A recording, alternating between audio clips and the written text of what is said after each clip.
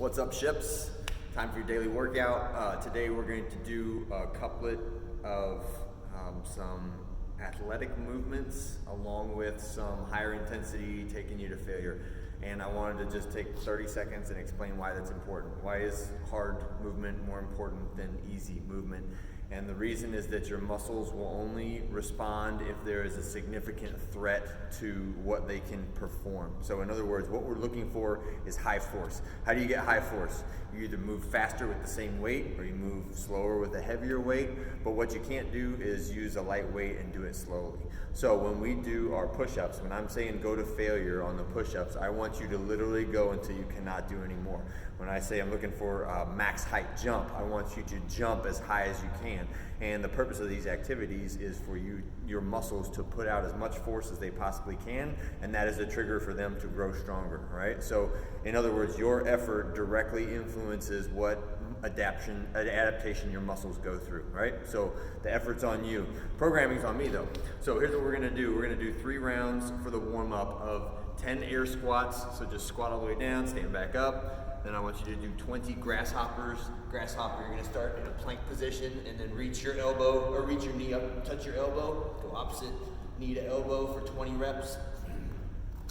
And then we're gonna do 5 athletic burpees. So on the athletic burpee, it's more than just getting on the ground, getting off the ground. It's about practicing your athletic stance every time. You drop to your stance, drop to the ground, back up to your stance, jump and clap, back to your stance, ground, stance, jump and clap. Every time we're being intentional about where we put our body, getting yourself into that nice set back position every single time you jump and land, right?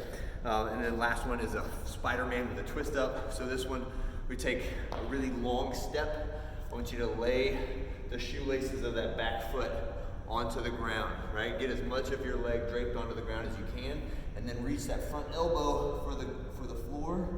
And then on that outside hand, I want you to push it into the ground and twist your body up towards the ceiling, right? We're gonna do that 5 times on each side. So elbow towards the ground, twist up towards the ceiling.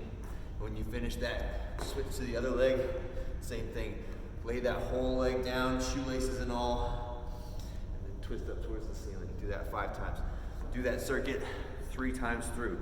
All right, when you finish that, we're gonna have a 20-minute clock. And on that 20-minute clock, you're gonna say 3, 2, 1, go. And I want you to jog about 400 meters or something around 2 minutes. So if you set a distance, like run out your front door, hit the 3rd telephone pole, turn around and come back. When you get back in the house or back in wherever you're at, I want you to do a single set of push-ups to failure, right? So if you're on the floor, that means the plank body position, right? And we're maintaining that solid plank by squeezing the muscles in your butt, squeezing the muscles in your stomach. We're dropping all the way to the floor, chest and chin touch the ground, and then pressing up until my arms are straight. And I'm doing that as many times as I can until I can't do it anymore, right? And then I'm just done, right? If you want to adapt this to somebody, say, who can't do push-ups on the floor just yet, use an elevated surface, right? So a set of stairs works really well. So you could use the 2nd stair or the 3rd stair or the 4th stair.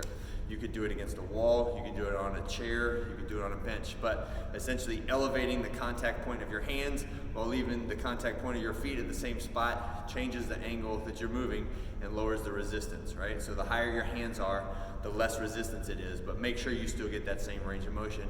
Shoot for a scaling that allows you to get 15 to 20 reps to failure on your first set, and then try to stick with that all the way through the 20 minutes, right? So it should get harder the longer you go, and you should get less and less reps as you go to failure every time.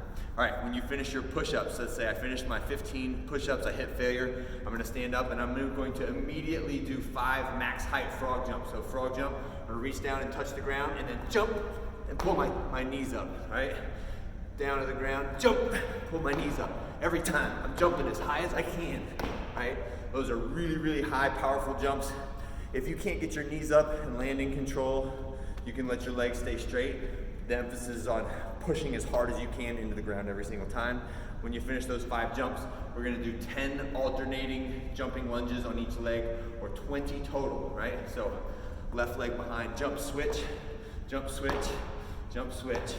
I want to see you switch in the air. Make sure you land in the same position that you lunge in, right?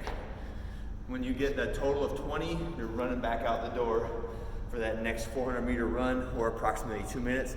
And you're just gonna keep doing that cycle for 20 minutes steady without stopping, all right? When you're finished with that, take 3 to 5 minutes, nice, easy walk. Let your heart rate come back down, let your breathing come back to normal, and then I want you to do some hamstring and quad stretches on the floor, all right? So for the hamstrings, you can stick one leg straight out, pull the other one into your thigh, and then reach both hands towards your foot. If you can grab your foot or your ankle, that's great, but I want you to hang out there at least a minute on each side in that static position, breathing slowly through your nose, right? When you finish that, then you can go to your quads. You can lay down on your side, pull that top leg back behind you, keep that knee pointed at the floor when you do this one. Make sure you feel that stretch on the front side of your leg. And again, do that for a full minute. All right, when you're finished with that, you are done for the day, and we'll see you tomorrow.